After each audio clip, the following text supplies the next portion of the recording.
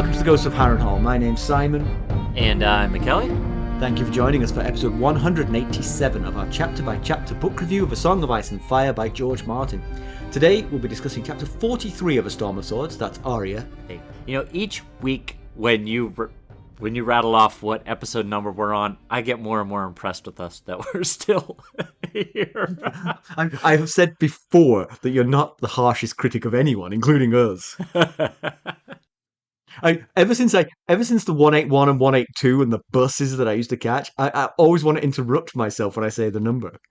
But I never caught a 187, so I have to back off it. Anyway, we're going to chat about the chapter, and we're going to try not to spoil any future plot points for you, and this week it might be challenging, and hopefully we're going to provide you with some entertainment along the way. I don't think it's going to be that challenging. I mean, there's certainly... I mean, this chapter is a spoiler, potentially, for the future, so we have to talk about it. Right. Yes, that's true. It's not our fault. It's the other ghost in the chapter's fault. Right. We'll summarize what happened, discuss our thoughts on it, provide some useful background, compare it to the television show, indulge in a little pedantry, and cover some relevant news and listener correspondence. Be sure to check out the show notes. They'll provide some additional information about the characters and other things of note in this chapter. Well, how are you, Mackelly? I'm good, but I'm feeling guilty. We missed something. We missed something very important this week. And it's only because I was off for 3 days. I was visiting Ethan. And are you talking about publishing the podcast? Oh, there's that. There is that, but at least that happened eventually, just like 15 hours after it was supposed to happen. We missed someone's birthday. I did have a birthday, it's true. You did. But you notice that it coincided with the company we work for putting on cake for breakfast.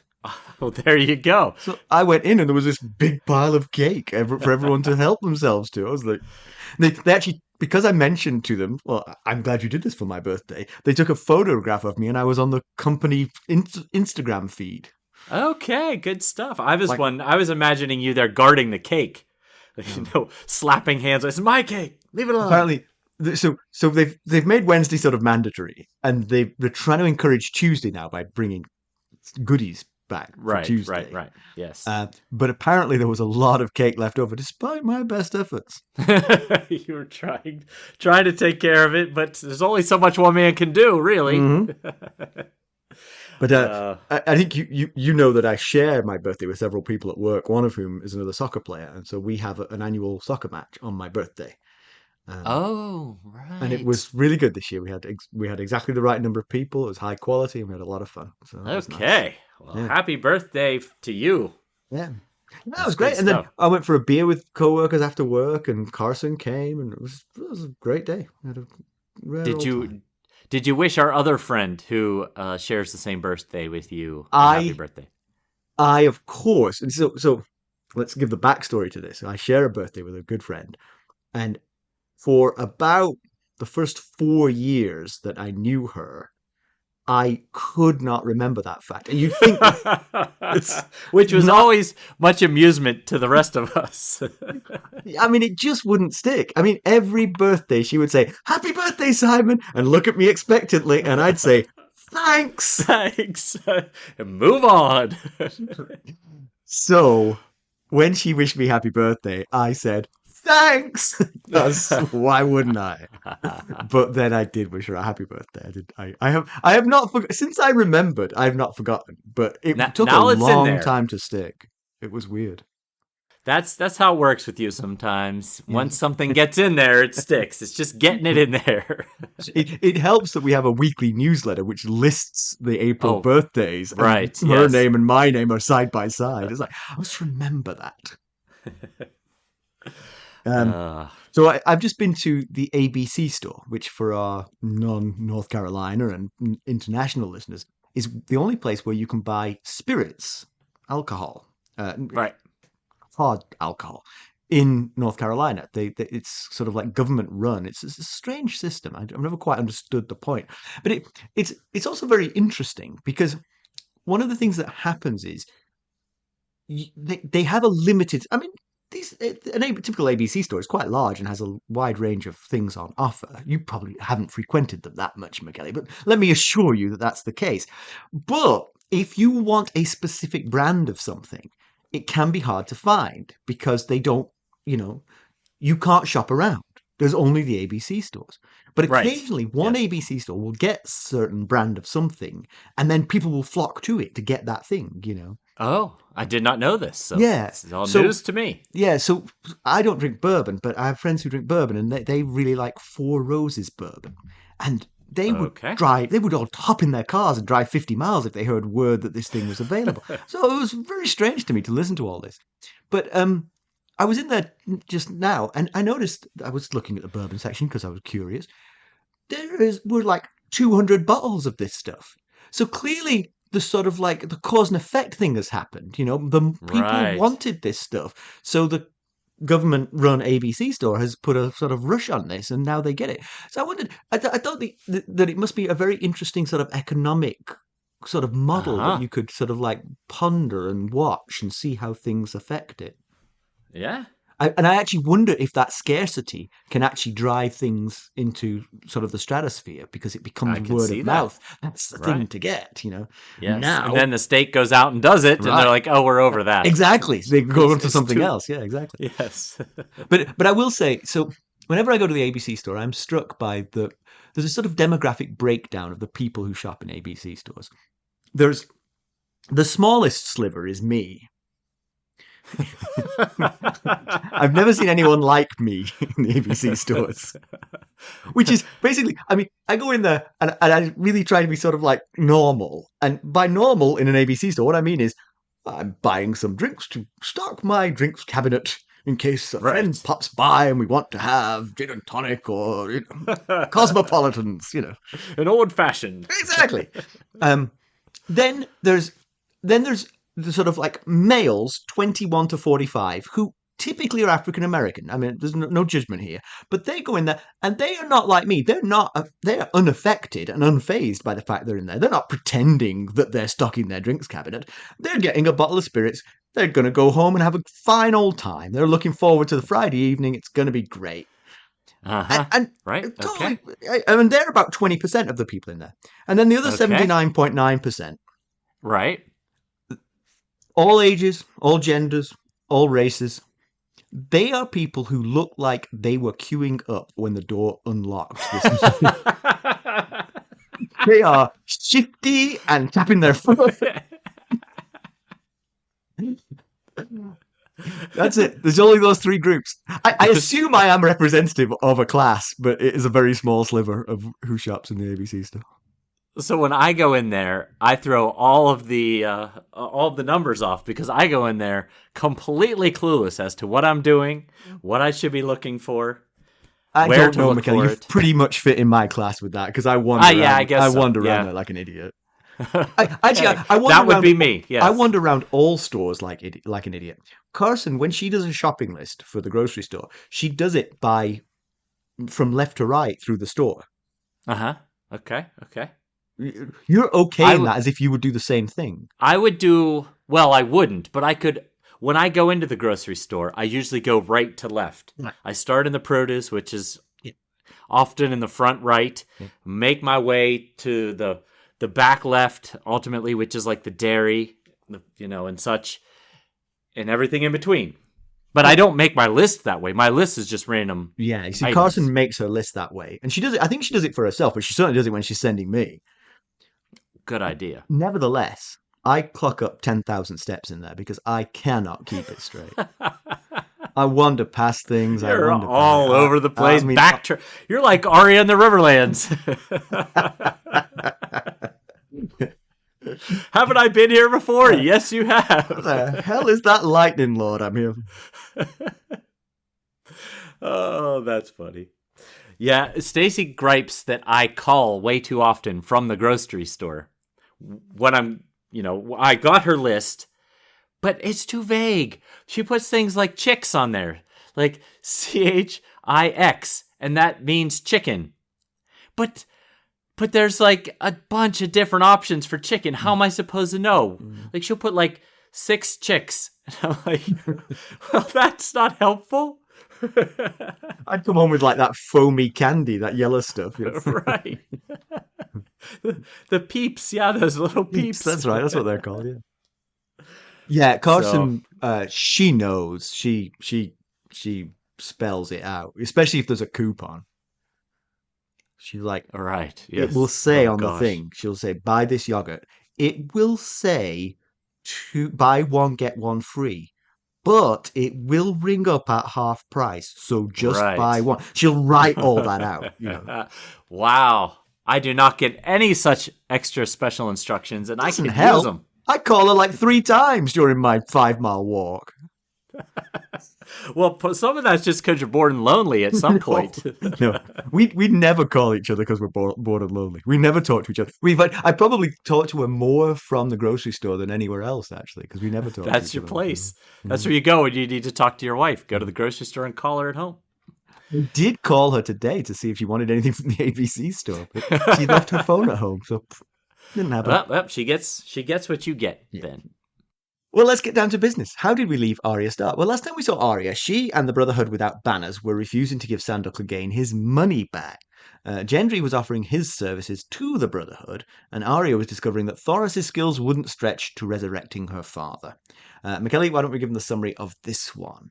Let's do that, but let's first give credit to the summary author, who is very appropriately for this chapter, Jenny of Oldstones, because Jenny of Oldstones will be referenced in this chapter.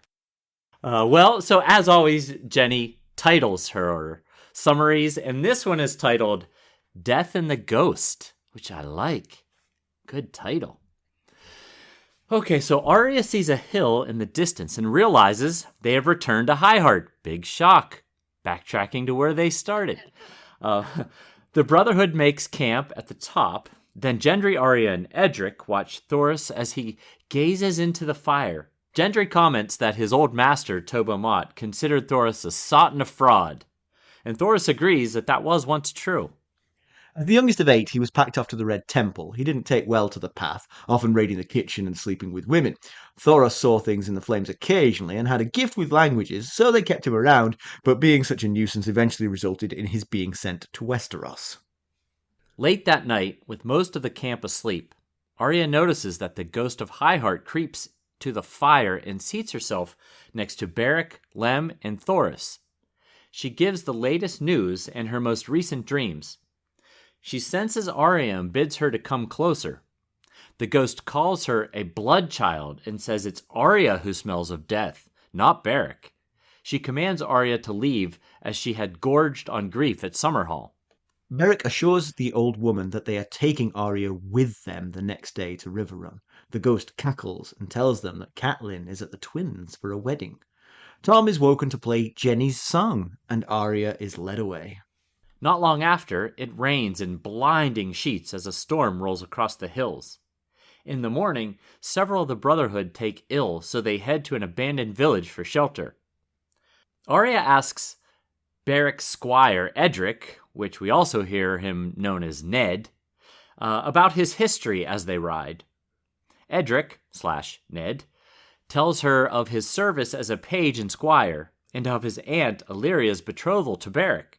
Suddenly, the boy mentions Jon Snow, and he says they are milk brothers because his wet nurse Wylla was Jon's mother. Dramatic pause. He reveals that he is Lord Edric Dayne of Starfall. It's Arya, the story of the tourney at Harrenhal, where poor Arya, she's the only one who doesn't know it. We've had it like 7 times. Right. Where his aunt Ashara met Ned Stark and fell in love, and how she later committed suicide of a broken heart. Arya becomes angry and rides away. Harwin finds her shortly after and tells her it doesn't matter. Ned wasn't betrothed to Catelyn at the time because his brother Brandon was still alive and set to marry Catelyn. They arrive at the long-ruined village, and Thoros calls for a fire. After it's prepared, Thoros gazes into the flames and sees Riverrun in its depths. Riverrun will soon be under siege from the Lannisters. Lord Beric decides they must wait and learn more about what's going on. Arya's had enough and dashes out into the rain. She prepares to go back, but Sandor Clegane grabs her and drags her away to his horse. So first off, thank you, Jenny. Yes, that was thanks, Jenny. I will say, actually, I think she's getting closer to our cadence and pattern. Yeah. When we started reading it, it was indistinguishable from what we do. There were a couple of points later on where I was like, we wouldn't have said it like that, but she's mimicking us now. Right, she's Chat getting that GPT. GOH voice. Yeah. So, wow, that was some news we got. Although we'll get into it. It wasn't the first time we've heard about Jon Snow's mother and Wylla and the connection. But this is the first time we've had concrete evidence rather than castle rumor. Yes, and from someone in the household. Right. But I have a thought about that. Okay. Well, first, let's, as we probably need to do frequently with Arya, let's see where in the world she is in the Riverlands. Do we, though? She's in the Riverlands somewhere. She's somewhere in the Riverlands. I will say, this time, she's getting closer to Riverrun than where she was last chapter. So they're heading in the right direction. Yeah. Or at you've least seen up the to this Google point. Maps things of her journey. Like, it's just like a big sort of like squid. Right. As she points out in like the first sentence or two, they have been here before. This is High Heart, where they stopped when they were looking for Beric and Thoros. And got intel from the ghost that time. Yes, right. They got previous intel. So Gendry does remember Thoros from his time in King's Landing, because Thoros used Tobo Mott for his swords that he set on fire. But the inverse isn't true. I do wonder about that, though, because Thoros presumably would have seen Gendry occasionally. He would welcome him to the store and, he would have laid eyes on him. And now, as he grows older, he would be looking more and more like Thoros' very good friend, Robert Baratheon, because the seed is strong. We know that. Yes. We don't know who Joffrey's father is, but we do know the seed is strong. Right. We know the seed is strong. Much we got. Thank you, Jon Arryn. Yeah. So it's strange that Thoros isn't sort of piecing it not piecing it together necessarily, but at least observing that and thinking, right. Look at you. Yeah, we had been hopeful when we learned several Arya chapters ago that Thoros of Myr used to buy his swords from Tobo Mott, that maybe he was buying these swords from... Why go to a master armorer just to destroy cheap swords? You could pick them up from anywhere. But he was going to a master armorer who also happened to be the master of the bastard son of Robert Baratheon as an apprentice. And we had hoped maybe there was a connection there, that, Thoros was secretly checking up on Gendry, but if that's the case, he's certainly being sly about it now, because he gave no indication. Yes, but maybe that's the point, though. Maybe he is keeping it to himself because he doesn't want anyone else to have any clue about it. Oh, yes, that could be. To what end? I can't imagine.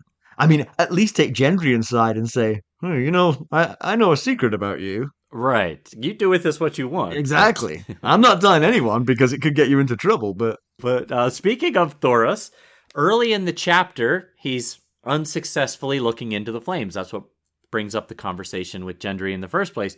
And then later, the ghost, we don't really have another name to call her. So I guess we'll call her the ghost, even though she's not actually a ghost. Presumably not. Right.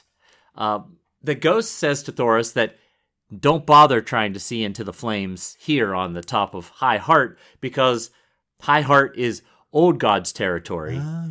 And so it's not going to work. Your little R'hllor trick is not going to work up here. And I thought that was worth mentioning. Yeah. I mean, it's nice to stare into flames anyway. I've never seen any prophetic visions, but staring into a fire is nice anyway. So you might as well. Arya tries it. She just got watery eyes. Yeah. So, but we do get a cool background on Thoros and why he was such a dud of a priest. Good at languages, so hey, we all have our talents. Right. That's right. Strengths and weaknesses.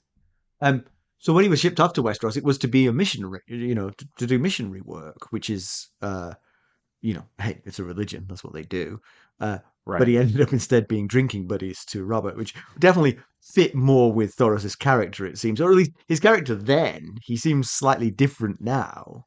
Yes, he does. I Yes, he guess very I much guess does. when your religion starts giving you powers that you wouldn't have otherwise believed in, you might get a little bit more devout.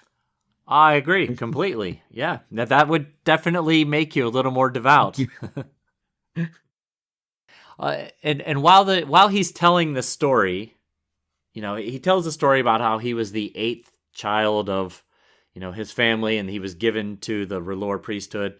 And then Gendry and him start talking about destroying these swords with the flame. Beric Dondarion says, fire consumes. When it's done, it leaves nothing.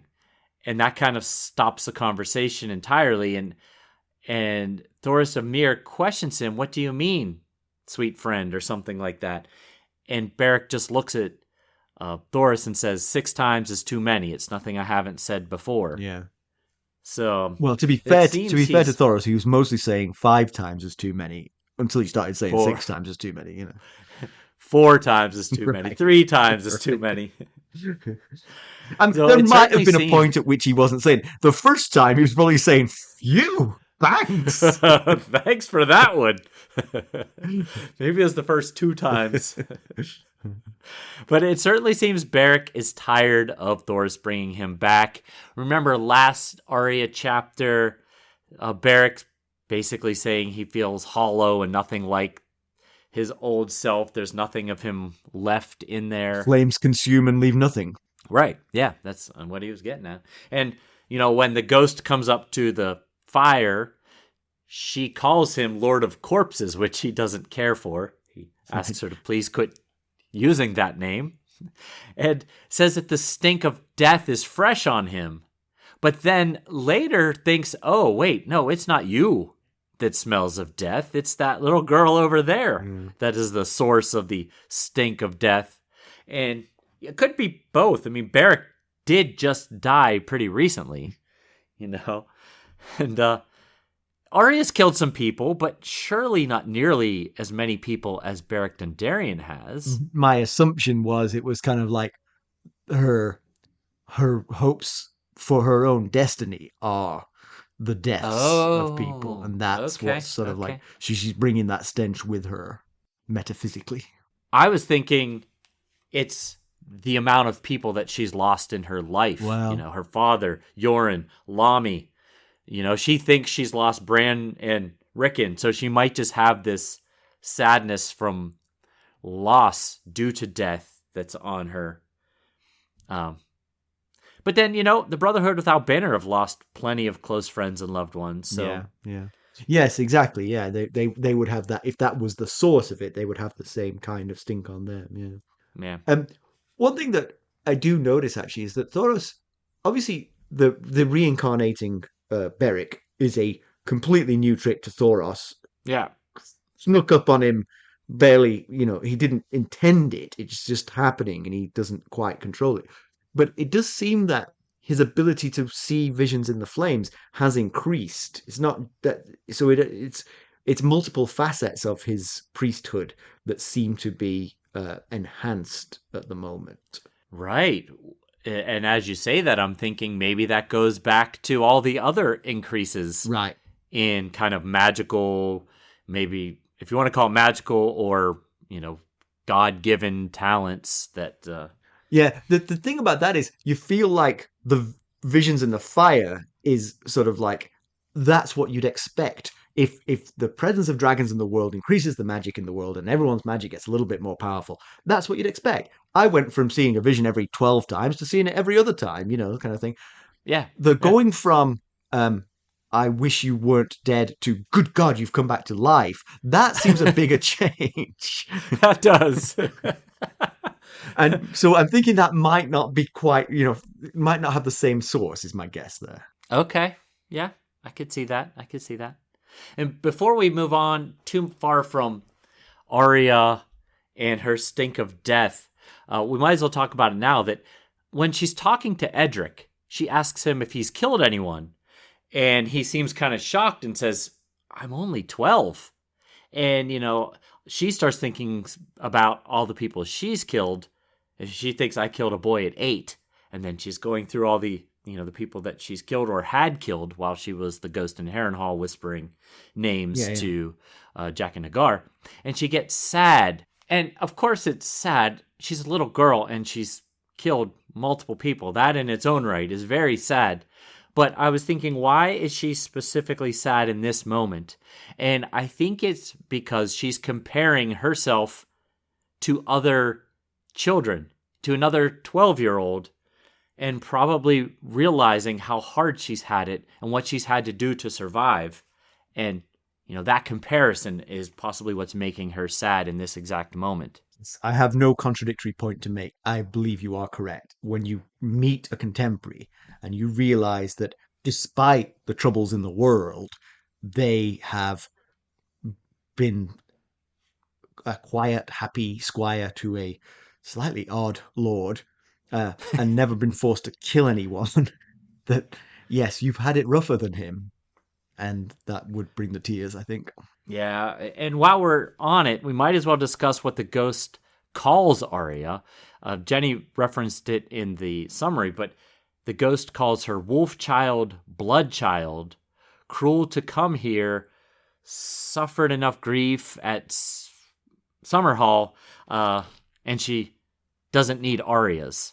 Yes. And she says, be gone from here, dark heart. So specifically, the ghost was saying that she herself, the ghost, had suffered enough grief. Yes, at Summerhall. Yes.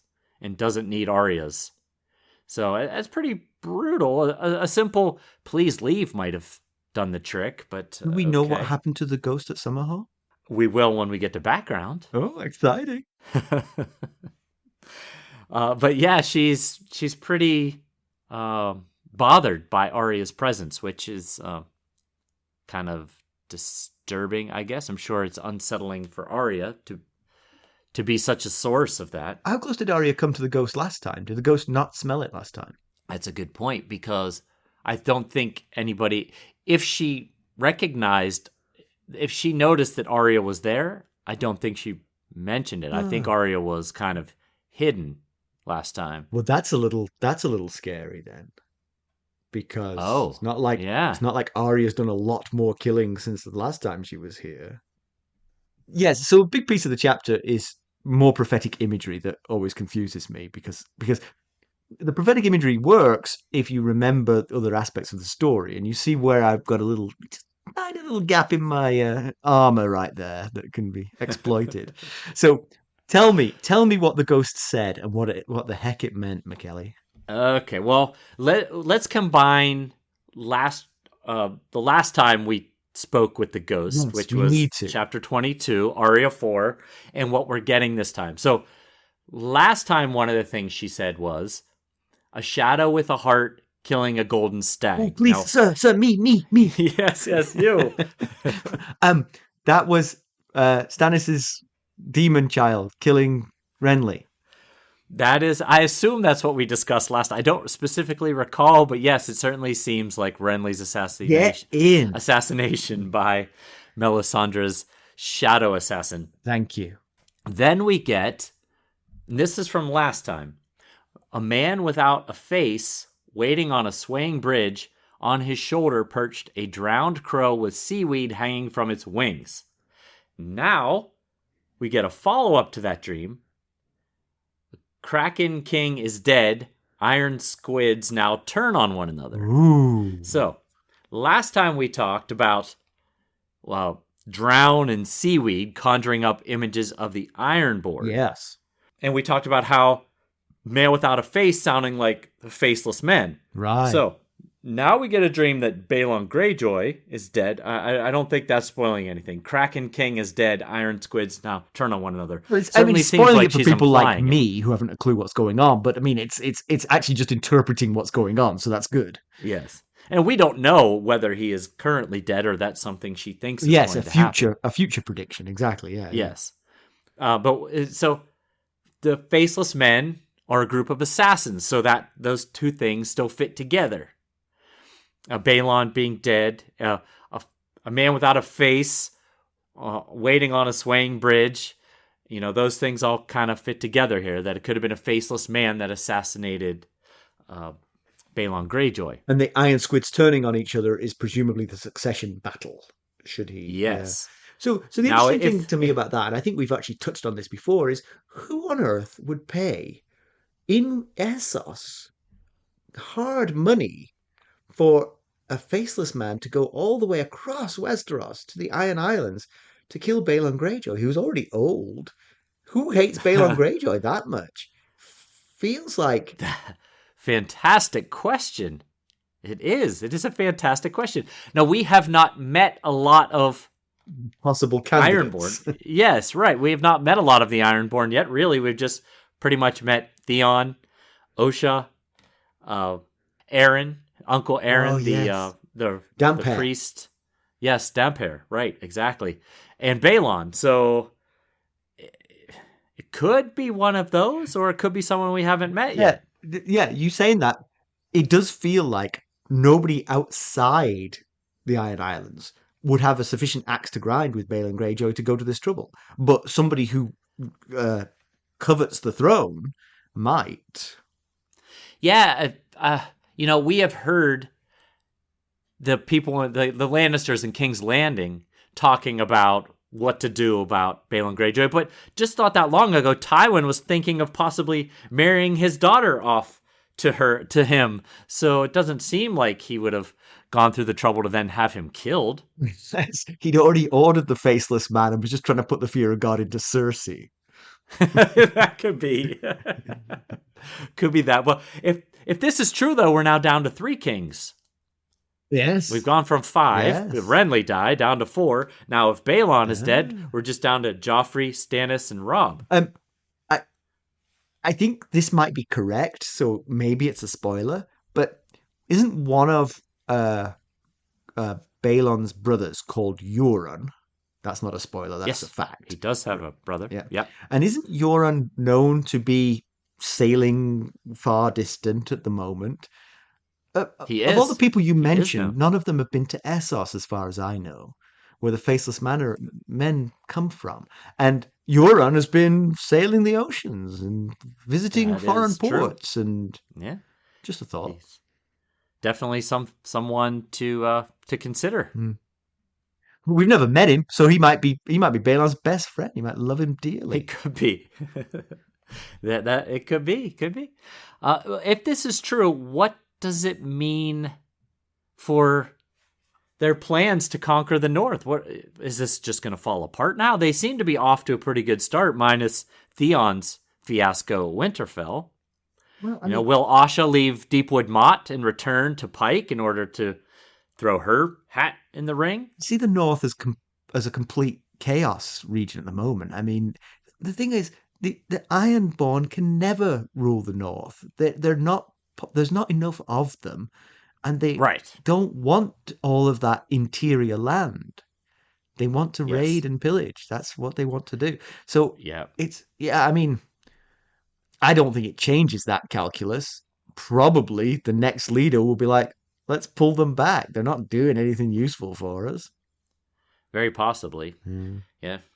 I mean, they have sealed off the neck. That is the one thing. They have sealed off the neck. So if they, I don't know, find a clone army, they could populate the North with it. But other than that. Yeah, that is the problem. The lack of enough numbers. They just don't have the numbers to take over that much population and hold it. Or that much land, and hold it. But yeah, where's Theon? This is what he's been waiting for, right? He thought he was going to cruise into Pike and be anointed the heir, Balon's heir, and he would take over when his father died. Unfortunately, we haven't seen or heard from him since Ramsay Snow took Winterfell by trickery. Yeah. So, possibly dead, possibly in the clutches of someone who we know does not treat prisoners all that well, Donella Hornwood. That's true. Yes. Yeah. That's a worry. And also, just a reminder, it's also a worry that Robb Stark trusted that idiot to take his counsel to that fight. that is a worry. That is something to worry about. Tell me more. What else did the ghost say? Back in Arya 4, we got, she said, a raging river and a woman that was a fish. Dead she drifted with red tears on her cheeks. But when her eyes did open, I woke from terror. Okay, so we discussed at the time that, a woman who was a fish could fit Liza or Cat, certainly. Those are the two. Yeah. And we've added this time a wolf howling in the rain and nobody heard his grief. So there's plenty of wolves around to grieve. I mean, it could be Ghost alone on the northern side of the wall, or maybe Jon grieving for the loss of love with Ygritte. He's theoretically alone. At least last we saw him, he was alone. So, but those two things are not necessarily related. But if they are related, it does sound bad for Catelyn. Like Catelyn could be the one, and then some wolf or wolf spirit animal might grieve for her. We'll be right back. Hello, friends. Are you ready to make some unforgettable memories? Well, if so, consider the Marriott Bonvoy program. Discover the perfect destination for your summer getaway and unlock exclusive deals on luxurious accommodations. With our affiliate partnership, you'll enjoy unbeatable savings and a seamless booking experience. Don't let summer slip away. Visit Marriott Bonvoy today and make this vacation season one for the books. Use our Ghosts of Harrenhal affiliate page to check it all out and buy Bonvoy points or give some as a gift. The link to our page is in the show notes. Could be. Yes, the Raging River seems more like Cat than Liza. And you're right, these things are not necessarily related. Right. It's just we're talking fish and wolves, and those two things are related. Yeah. So, but they could, like I said, it could be Ghost grieving on the north side of the wall. I have nothing to do with the fish. Perfectly plausible for this to be Ghost, yeah. And the quote from chapter 22, Arya 4, is, when her eyes did open, I woke from terror. So whoever it is, might not necessarily be dead, right? Because, the eyes open. Yes. Typically that doesn't happen unless you're Beric Dondarion. Right. Unless you're Beric Dondarion. Yes, that's true. And then here's one that doesn't logically tie in with anything else. We don't have any obvious clues to tie it in, but that's from this chapter. I dreamt such a clangor, I thought my head might burst, drums and horns and pipes and screams. What the saddest sound was the little bells. So, it doesn't have a logical tie-in at this point yet. The one thing is, for me, little bells makes me think of babies. Okay, yeah. Although, I guess Dothraki also put little bells in their hair, right? Very true. It's hard to imagine being too sad for a Dothraki screamer, though. Well, Dany wears bells in her hair. True. So, but it could also be like fools and stuff. So, it could be very true. A feast or something, because of all the things going on, the drums and the horns and the pipes. But can't really get too much into that one because we don't have. I do know, but I'm trying not to reveal. Okay, well, you're doing a good job because I'm still clueless. All right. And then we get, I dreamt of a maid at a feast with purple serpents in her hair, venom dripping from their fangs. And later, I dreamt that maid again slaying a savage giant in a castle built of snow. Okay. I'm not going to spell out what the first part of this is about, but I will say, when have we heard about a maid set to wear something with purple bits in it in her hair to a feast? If you think about that and you can figure out what that is, you might have an idea of where this is going. Interesting. Now, the second half, same maid slaying a giant in the castle of snow, that's going to have to wait because we have no references yet thus far in this story. So, okay, so then we get in the Hall of Kings, a goat sits alone and fevered as the great dog descends on him. Arya thinks in the chapter that the dog might be one of the Clegane brothers, which is as solid guess as any, right?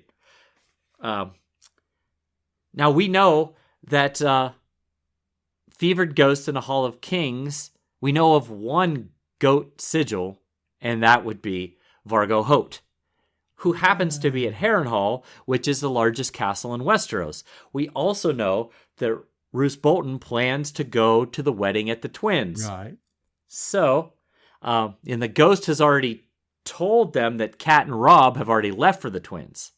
So if Roose has left as well, then that would leave Vargo Hoat rolling alone in Harrenhal, because Roose Bolton told Jaime and Brienne that Vargo Hoat is going to take over the castle when he leaves. So, we also know that Tywin isn't happy with Vargo Hoat. No. So it's not out of consideration that he might have sent Gregor Clegane to deal with Hoat. We know that Gregor Clegane wasn't that far away in. And although he's the mountain, they're sigil as dogs, so... Exactly. Right. Yeah. Or, I mean, it could be, given what happens at the end of this chapter, that's where Sandor wants to take Arya, but it doesn't really feel like he's descending on Vargo Hoat. If he's just dragging Arya there, the descending feels like the mountain is sent to kill him for his treachery. It certainly leans more that way. Yeah. Yes. And also, I have a fairly solid guess of what Sandor Clegane's plan for Arya is, and it's not that, so... It's right. We'll get into that shortly. Yeah. So there we go. Those are the prophecies, new and old.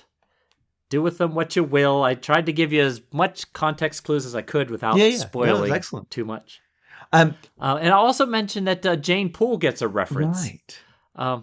She comes up because Edric Dayne mentions that he was at the tourney, at the Hands tourney, and he almost said hi to Ned Stark, but he didn't know what to say to him.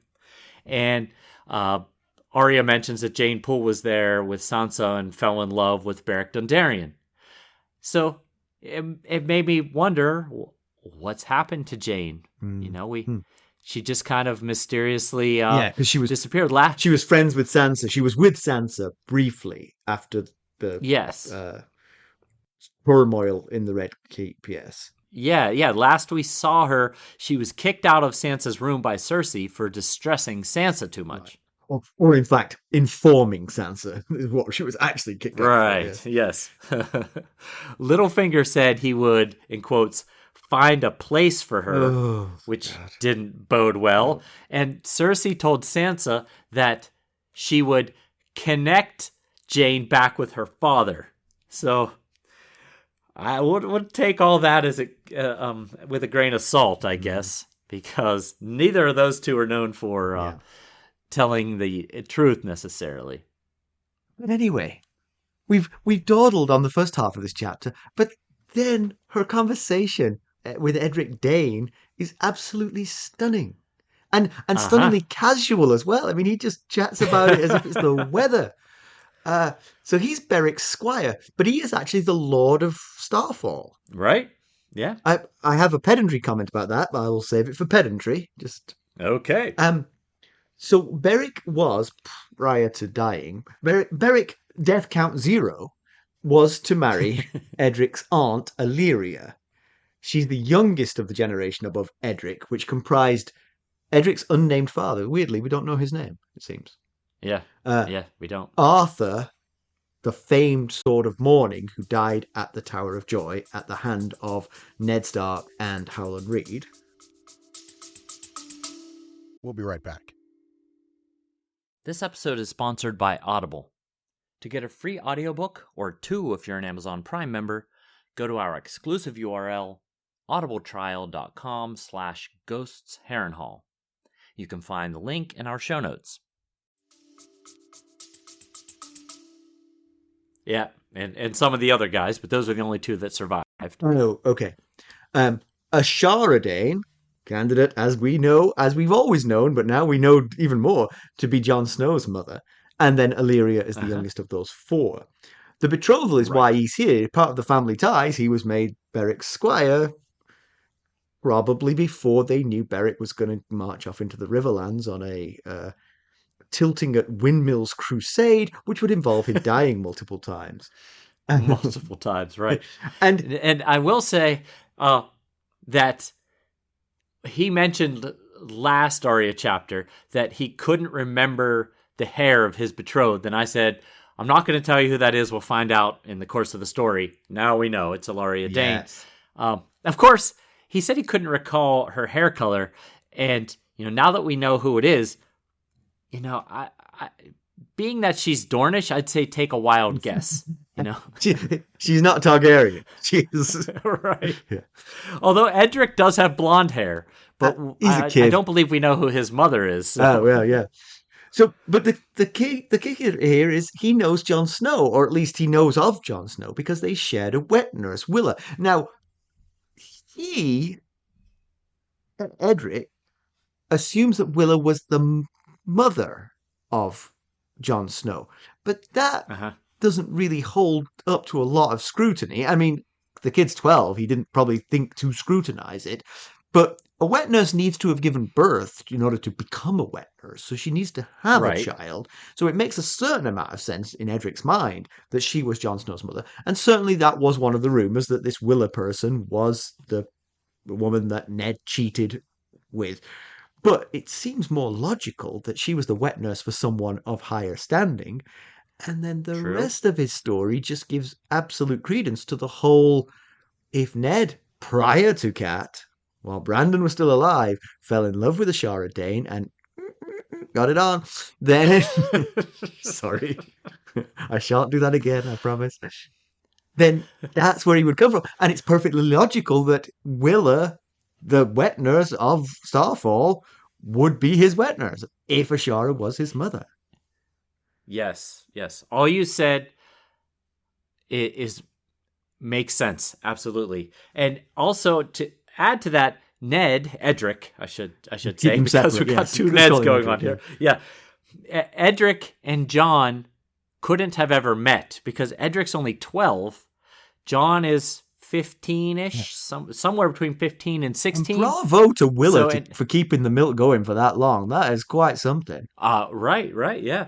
Jon was brought home to Winterfell by Ned after the war in 283, the same year that Jon was born. So Edric could not have possibly met him. So it's, yes, as you say, it's very possible that he had heard these, he had been told this, that Wylla was Jon's mother, even though, in fact, it was Ashara. However, the math, we talked about this ages ago. In fact, I posted on the Discord community earlier this week. Can anybody remember when we previously discussed this? And I think it was Vanessa that told me it was, I think, Cat 2. But we discussed how the math doesn't necessarily add up for Ashara and Ned to have conceived Jon at the tourney at Harrenhal, because that happened in 281. Jon was supposedly born in 283, and we know that Robb was born in 283. So there's no way to pretend that Jon is younger than Robb if he is a full 2 years older than Robb. That's the key thing here. I mean, unless Jon, I don't think the Danes are unusually small. There's just no way. There's no way at that age you could make the assumption that these two kids were the same or close to the same age.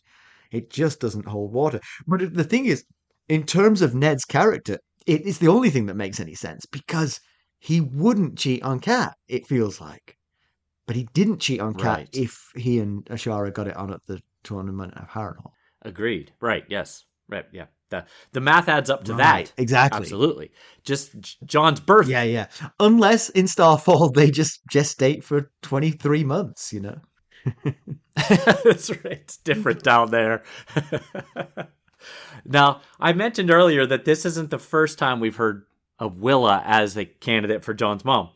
The first reference came from Ned 2 of A Game of Thrones on an early morning ride with Robert in the following conversation. Do you want to be Robert or Ned? Oh, who do you think we are here? You're Ned. You're pure Ned. I'll be Robert. Let me just get a flagon. Okay, I'll be Uh, Ned.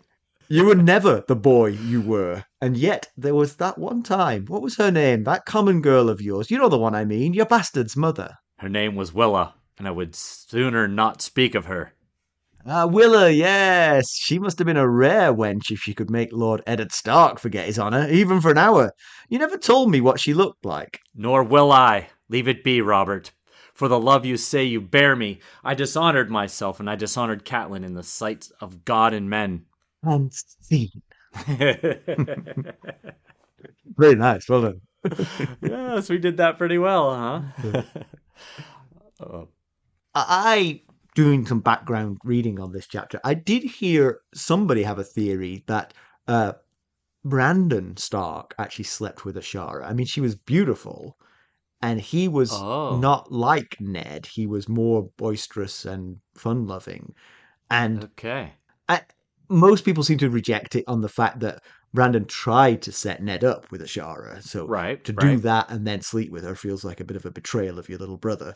Uh, But I mhm. did hear it mentioned, and then so It's then something to consider, certainly. yeah, with if you can have a 24-month gestation of a Dornish baby, then it could be Brandon's child, not Ned's. Yes, right. It's the math still doesn't add up, like you say, but Yeah, it's something to consider.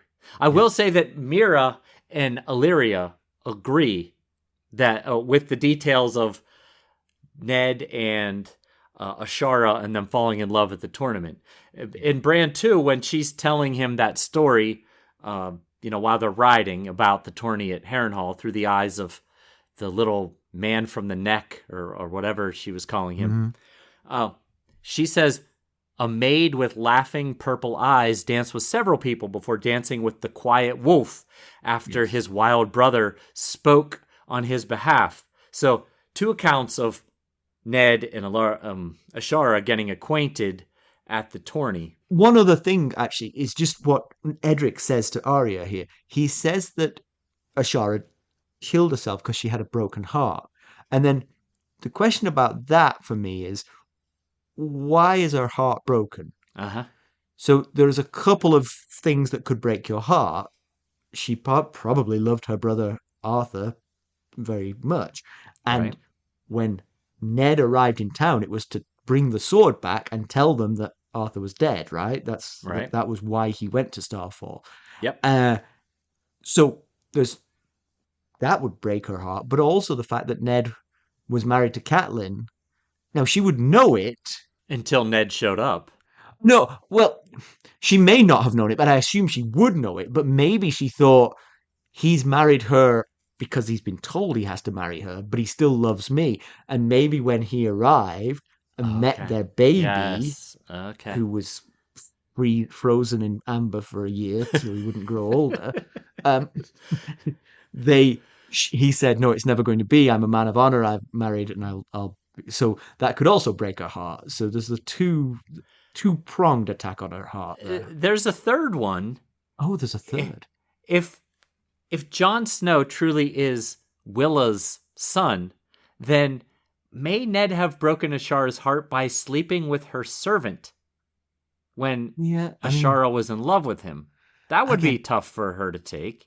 right. Just a minute ago, you were Ned Stark. I cannot see it. You just wouldn't do it. Well, that's the I don't thing. care how cute Willow was. None of it fits, like none of it fits with the character we know of Ned Stark.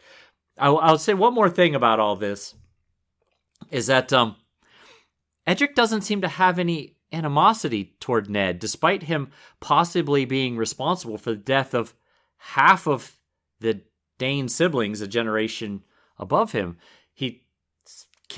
He was responsible for the death of Arthur Dayne in the fight at the Tower of Joy. Yeah. And, people are suggesting he was responsible for the death of Ashara Dayne due to a broken heart. But Edric doesn't At least he's not showing it toward Arya that, he holds any ill will toward her No, yeah. father. I mean, unless he's a good actor, he is completely, he's totally casual about this conversation. He's just chatting, telling her things that he thinks she might like to know. Yeah, yeah. And at times he even thinks it's not my place to be saying some of this, Yeah. and she makes him say it. But he's also the second person who's surprised that a Stark kid didn't know of a story from the tourney of Harrenhal. Mira and Jojen were both surprised that Bran hadn't heard the story before when they were telling it. You know what Mira and Jojen and Edric Dayne have in common? They didn't know Ned Stark. Oh, right. They knew Ned Stark. They would not be in the least surprised that his children knew nothing Yeah. about his life. If they were privy to the conversation that we just had as Robert and Ned, they would get Exactly. why it's not a topic of conversation that comes up very often. So wait, that conversation was just the two of them, far away from everybody else, and he wouldn't even talk about it then? It's like With his best friend. with his and best king. friend and King, who's Right. ordering him to talk about it. Still nothing. Okay. Yes. I'm surprised he didn't tell Arya. You're making sense. So Gendry is listening in on this conversation, and as Arya's getting upset that she feels like Edric is diminishing her father's honor by talking about him possibly having been in love with Ashara, Right. she says, it's only my mother. Which Harwin then refutes because it was Yes. before Cat. Yeah. Right. While she's getting upset, Gendry, who's listening in, says, I didn't even know my father's name. You should be thankful at least he raised his bastard. I didn't even know him. He was probably some smelly drunk, and he's probably dead, I figure. And he's on the right track there. His father was a smelly drunk who is dead. Very much so, yes. But then Gendry's mom seemingly gave no indication of who Gendry's father was. So either it's because she didn't know who Robert was at the time. Not all small folk know what the king looks like. Yeah. So it's possible she might not have even known. I just thought he was some lord or something. Or maybe she didn't want Gendry to know. Maybe she thought it would keep him safer if she was worried about getting wrapped up in all the mess with the royals. Was Gendry's mother's profession? She was a barmaid, I think. Okay. I was going to suggest that she might not have known. Yeah, She might that's have possible. known full well who Robert was, but not be sure that it was Robert's. Yes, there is some evidence to support that, because one of the things that Gendry says in this chapter is he was probably like some smelly drunk like all the other men she dragged home from the wine sinks. Right. So that's possible. And of course, baby Bera's mom sure wasn't concerned about pronouncing who she believed her, baby daddy to be. And how did that work out for That Bera? did not work out well. So, like I said, maybe Gendry's mom had the foresight to stay out of messes with the royal family here. Yes. So Thoros also sees the Lannisters laying siege to Riverrun. It's a little hard to understand because there aren't enough Lannisters in the field for them to really lay siege to Riverrun, especially if the mountain has been sent to Harrenhal to degotify it. Yeah, so this has happened before. Robb broke the siege of Riverrun by the Lannisters in the Battle of the Camps. So, first of all, could he possibly be seeing the past and thinking it's the future or the present? If it's the present, you're right. There's just not there's not enough Lannister force in the field to do that. If it's in the future, it could happen. The Lannisters are in a better position than they used to be with the Tyrell alliance and such. They could be marching north from King's Landing as we speak, yeah. Yeah, true. Although you'd think they would wait until after Joffrey's wedding. But as we've mentioned, not all these chapters are linear. So, the wedding could have happened and we just don't know about it. Yeah. It also could be tied to the ghost's vision of the goat and the dog, because if Roose left Harrenhal, then there's a path open up the King's Road, so they could send men up more quickly that way. Yeah, I do worry about that. I don't know if there's intel reaching the Lannister forces that everyone's heading up to the Twins for a big party, but that does mean that Riverrun and Harrenhal are back up for grabs, while the Right. forces are distracted. It's definitely a concern, but also you would think with Robb mending fences with the Freys that he would have that influx of Frey forces and possibly he could, True.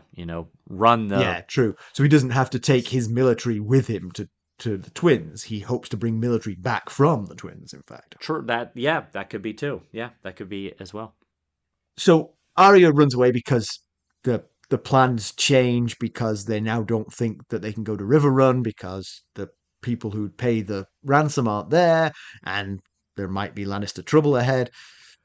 Arya runs off, and just when she thinks, "Oh well, I that's enough running off. I'll go back," she gets grabbed by the Hound. So we knew he was in. We knew he was around and up to no good. I think there's only one logical explanation here. He is going to try and steal that gold. He's lost his own gold to the Brotherhood. Now he's going to steal their other source of gold, which is Arya Stark. If he gets her to Riverrun, hands her over to the right people, and maybe while he's there says, "Hey, I really tried to look after Sansa while I was in King's Landing as well," Possibly. Yeah. he might get the reward. Yeah, he Yeah. might get the Yeah. reward he's looking He for. could get a reward, but he could also. We've talked last chapter about how he's been stripped of all his worth and direction. I think Thoros is the one that brought it up that he's a man without any kind of direction or plan right now. And we had talked about, what he might do to get some plan and direction and wealth back. And so I think you had suggested would he consider kidnapping Arya to try and get some of his gold back that he lost when they took from him. And so I think both are true. He might be wanting to get the gold back, but as you suggested, he could also say, I looked after Arya, I got her back to you safely, and I did my best with Sansa in King's Landing. I will pledge my sword to you if you will have me. If you will, give me a place and a role, I will fight for you. Possibly. The one thing I would say for that is that he better spend the time between now and that conversation winning Arya Stark over to his side because nobody else will care that he killed Micah the Butcher's boy. But Right. Arya Stark Yes. ain't gonna forgive it anytime soon. That is true. And sure, the last thought of the chapter is her remembering him saying to her in the previous chapter, you know what dogs do to wolves. Take them back to their mothers. I guess, yeah. Return them to their parents. Do we believe he'd hurt her? We've seen him around Sansa. He's tough exterior, but at the same time seems to have a soft spot for young damsels in distress. But then the next time the two of them meet, he's threatening her with a sword at her throat or menacing her in her room. So, he's all over the place. Yeah, I think he has a soft spot for the beauty of Sansa, and I don't think Arya shares that. So Okay. Yeah. that's part of the problem. But she is a meal ticket, so I think he's going to try and look after her. So you said you promised us some background. Deliver, sir, deliver. All right, I will do my best. Okay, so there's really only one option for a background subject in a chapter about the Ghost of Highheart listening to Jenny's song in an episode with a summary written by Jenny of Oldstones. Jon Snow. Jon Snow, yes. Sir Jorah Mormont.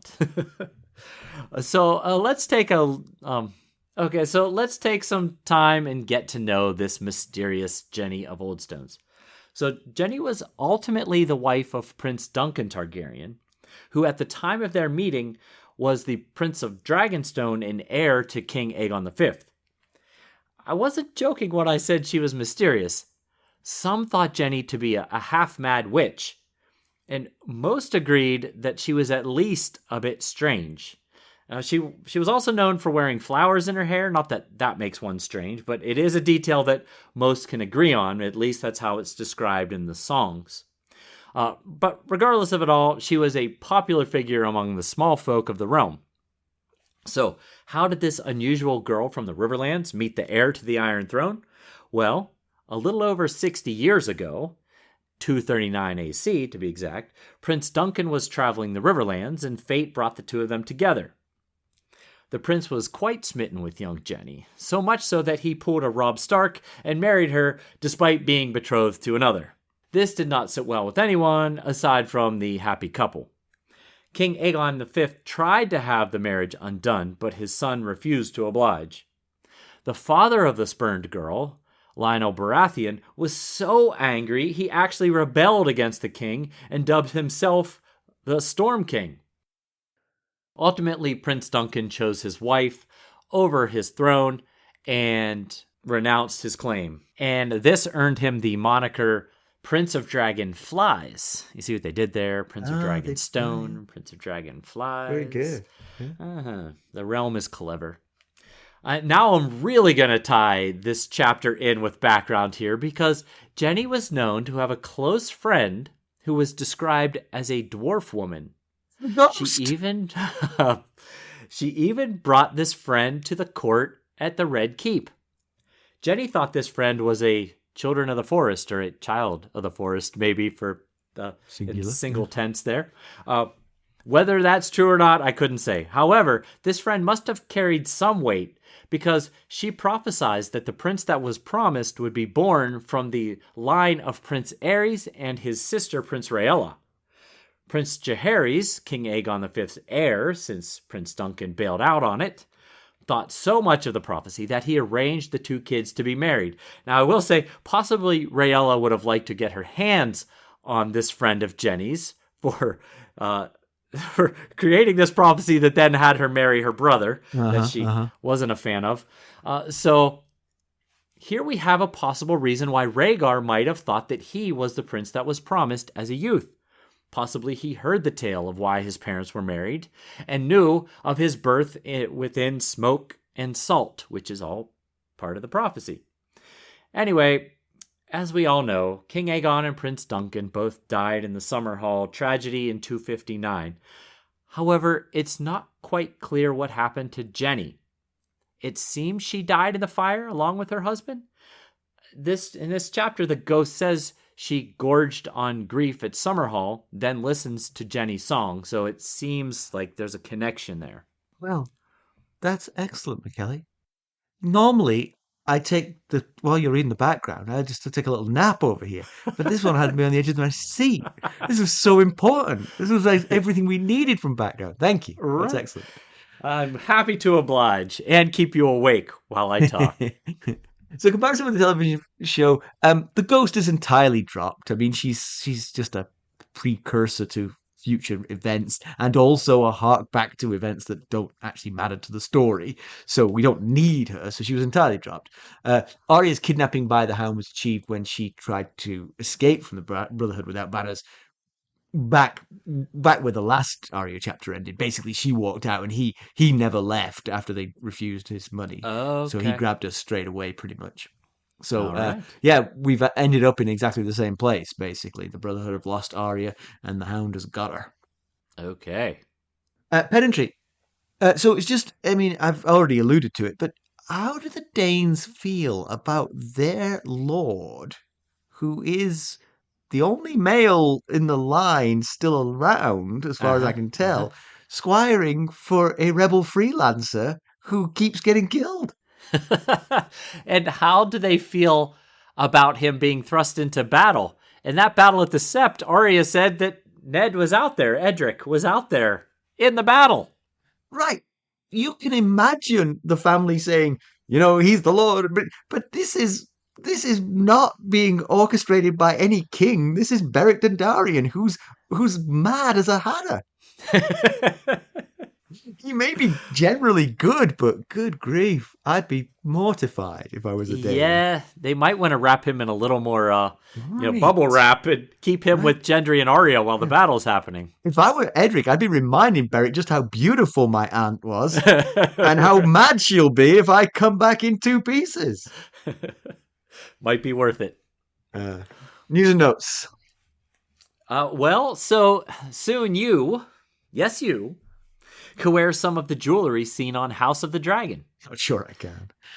Well, jewelry maker Jessica Day Lotz, who created much of the original jewelry seen on House of the Dragon, is bringing her new Royal Westerosi fashions to you in her new line called Fire and Wax. Why Fire and Wax, you ask? Why Fire and Wax? Yeah, I thought you might ask.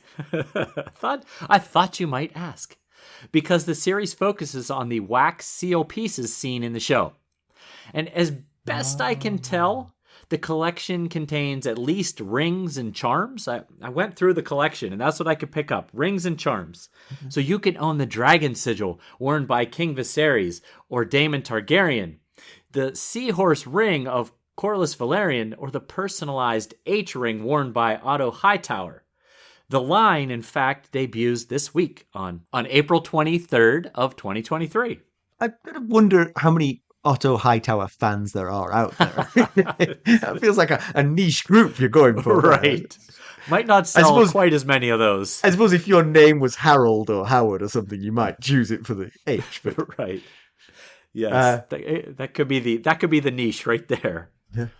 Apologies again for the delay last week in publishing the episode. It wasn't. Look, it was Mackelly's fault, obviously, but no, it wasn't Mackelly's fault. He set it up as normal, and there was something went wrong with the hosting service, and he had to intervene and get it fixed. So apologies for that. Won't happen again. And thanks to the Discord community for pointing it out to me. Yeah. And thanks to my brother Rob for pointing it out to me so cryptically that I never understood what the heck he was saying. When Simon told me this, he called me and told me this yesterday, and I asked if he told you by recording a video of him cutting grass shirtless. Yes, I like I said, it happened on the same day. It was your birthday. It happened on your birthday. All kinds of things happened that day. I know. Ethan and I was visiting Ethan. He and I were playing golf. We got back to his apartment. I just randomly checked the numbers, our download numbers, and I thought, wow, these are low. On a drop day, why could these possibly be so low? And so then I logged on to the Discord community, and people were like, hey, has anybody seen today's episode? And I was like, uh-oh, something's wrong. So that's what happened. But I fixed it just like 13 hours after the fact. Yeah. So, well, thanks for doing that. I was still blissfully ignorant. And finally, I just wanted to say, great job with the 5-star rating on Spotify. You guys are just killing it. We are kicking the competition's butt with our ratings. We are the only 5.0 and the highest number, regardless of what the amount. Then, regardless of the rating number is, we have the most ratings. Awesome. So, well, thank you, everyone. Appreciate that. But yes, absolutely. If you're listening on Apple Podcasts, though, please consider giving us a 5-star rating and a quick review if you have the time. We're not progressing quite as quickly there, so if we like to pick up some rating and reviewing there as well. All right, let's conclude. So Arya is in the clutches of Sansa's tormentor / protector. On which side of that line will his treatment of Arya fall? Here's my theory. Sansa always tried to be nice to the Hound. She found it difficult, but she did try to be nice to him. She said nice things to him, which he frequently flared in anger against everything she said. But right. Arya, by contrast, is relentlessly unpleasant to the Hound. With cause. I'm not saying she doesn't have a reason to be unpleasant, but she's never... If he has to put her on a horse with him and ride off, oh my God, it's going to be a long journey. He better hope she doesn't have access to anything sharp. Yeah. You know what? There'll be no more meandering in the Riverlands. This will be a straight line to Riverrun. Right, yes. And when he gets there, he'll be so fed up of her, he'll be like, just have her. I don't even want the money. I shouldn't have taken her in the first place. Her mom's not here. It's fine. It's fine. Someone just take her. I don't care. Given that I think it's safe to assume money is his main motivation, ransoming her to the family is the most likely plan of action. So I do think that should keep his abuse of her to a minimum. Although I would not be surprised if he doesn't gag her. Oh yeah, that feels like that's coming. Yeah. That definitely does. Yeah, it should be interesting to see two people who have a tendency to rub people the wrong way together, Yes. interacting together. Yes. So. This is grit and sandpaper. Uh-huh. The song of grit and sandpaper. And what of Edric's intel? Jon is Wylla's son? Ashara's? How much can he know? How much was servants' gossip that he picked up on later? Because, like you said, he's younger. He Right. didn't know any of this firsthand. Right. It's not like he was there while Jon was there. Right. So Shara's dead. It sounds like he's picked up on servants' gossip. And yeah. what do they know? Sure, Right. Wylla may have nursed Jon. What does that mean? Right. Yeah. Gossip, gossip to a little boy can come off as legitimate information. Absolutely. Yeah. And then we've got the Ghost of Highheart rattling off all manner of prophecies. Some we have context clues for, others are still mysteries to us that we're not ready to talk about yet. Do you think she'll be in the Duncan Egg series on HBO? Oh, that's a eggplant idea. See what you did there. She's really old. She talks about how old she is a lot in this chapter, but that was 239, and we are just at the 299, 300 mark. So we don't know how old she is when Jenny and Prince Duncan got married, but she has a legitimate reason to gripe about her hair falling out in clumps and it being 1,000 years since she's been kissed. And on the subject of prophecies, Thoros also saw a bad scene at Riverrun. Well, unless you're Team Lannister, in which case, right, good news. Then you're all for it. Yes, unless it's an action replay of previous Lannister sieges. Yeah, it could be. He doesn't realize it's a rerun, right? Or it could be coming to a Tully castle near you in the very near future here. So how will it affect the Hound's efforts to get Arya back to her family? He didn't hear of Thoros's vision. Yeah, and if he tells Arya we're going to Riverrun, she's hardly going to say, I don't think you should. Right. She doesn't want to be waiting around at Castle Smallwood or anywhere else. Where are we going next week? Next week, we are off to visit Jaime and Harrenhal, so we might get an update on Jaime and the goat. Goat, yeah. So, and Jaime, I'll just say this: Jaime makes a very unexpected decision, but a very important decision. Right. There's 3 ways that you could help us. You could leave a positive review, particularly on Apple Podcasts. You could buy merchandise at ghostofharrenhal.threadless.com. You could buy us a cup of Arbor Gold at buymeacoffee.com/ghostharrenhal, where you could become a sustainer at the Lord Paramount or Knight of the Realm level and join the other sustainers in just the coolest club. The coolest club on the internet. Yeah, for sure. And this may come as a shock to you, but you can reach us at ghost.harrenhal@gmail.com. Or you can go out and follow us on Twitter at @ghostharrenhal. We're on Facebook, Instagram, Discord, and YouTube. Thanks for listening. Thanks. Bye. Bye.